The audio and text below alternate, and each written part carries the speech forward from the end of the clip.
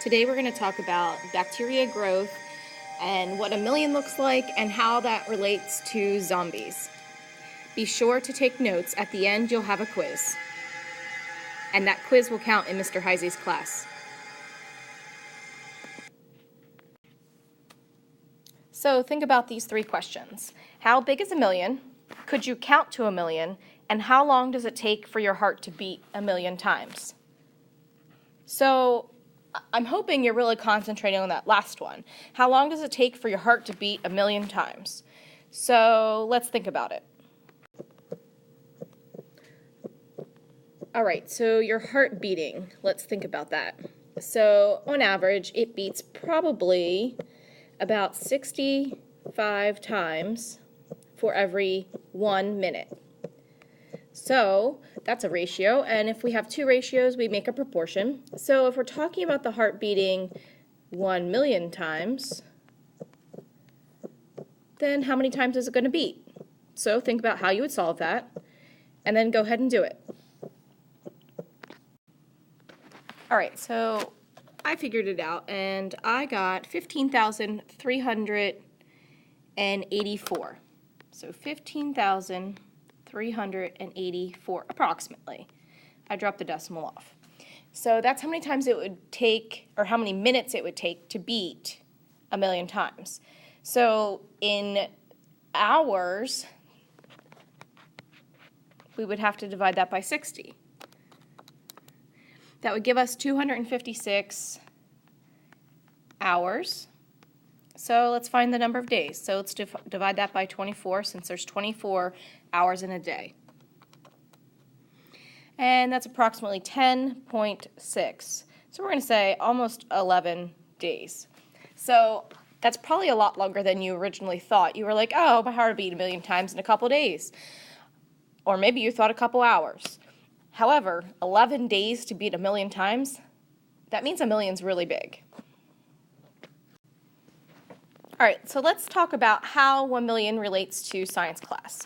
In science class, you've been collecting samples, and you are growing some bacteria in an incubator, and you want to be able to eventually see this bacteria. And so when you can see it, it means the colony has reached about 1 million bacterium.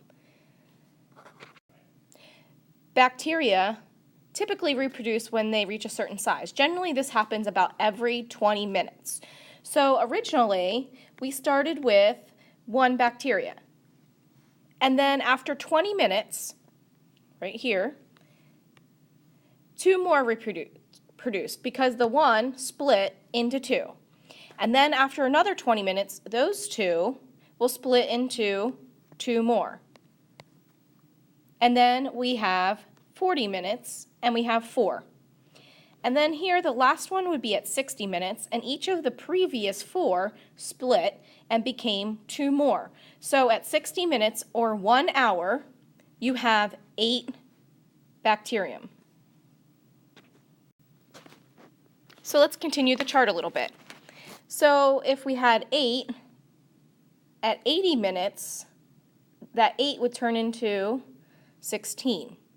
And at 100 minutes, that 16 would turn into 32. And at 120 minutes, that 32 would turn into 64. 140 minutes, do you have it yet?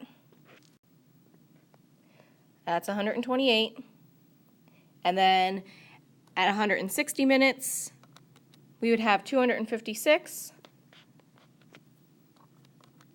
See how I'm doing this? 256 would become 512, which becomes 1024 at 200 minutes.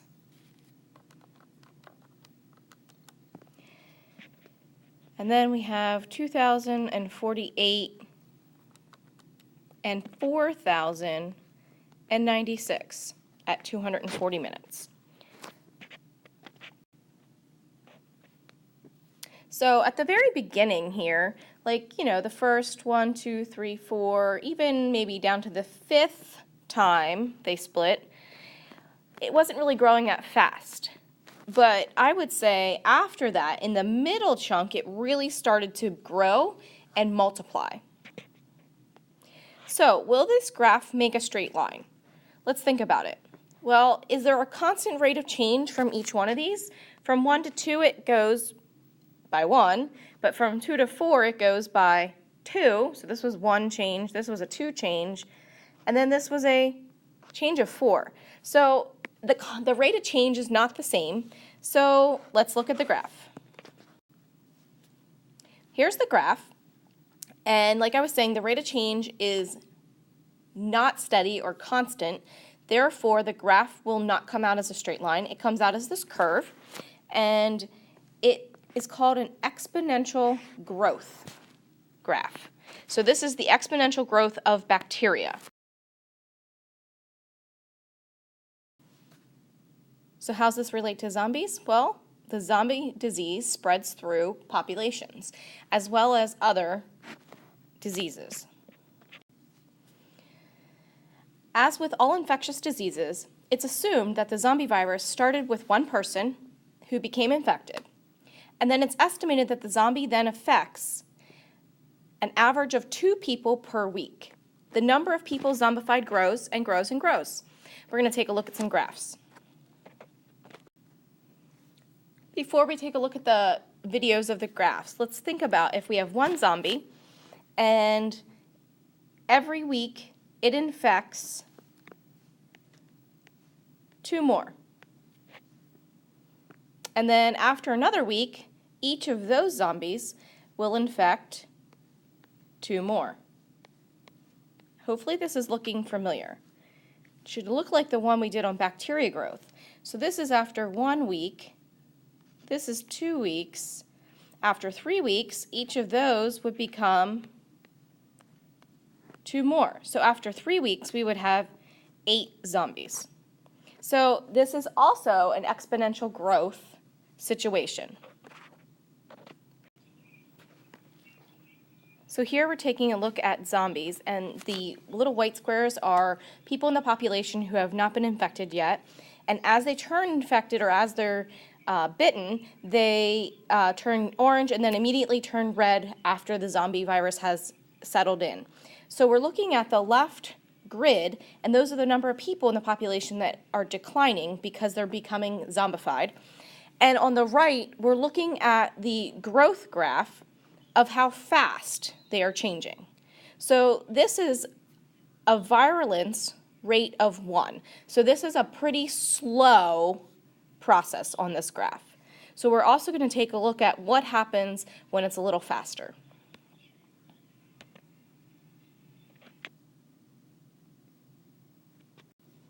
So the zombification rate is limited by certain factors, just like with any other disease that we'd be spreading through a population. Okay, so these factors are food source and virulence. Virulence is the measure of how effectively a disease-causing agent can spread through a population. That's very important. Hint, hint, nudge, nudge, wink, wink. That might be on your quiz. And some other factors are the natural resistance to the virus by some humans. So some humans might be resistant to getting it, and therefore they cannot be turned into a zombie. So now let's look at a graph that shows us if there's a virulence rate that is fast.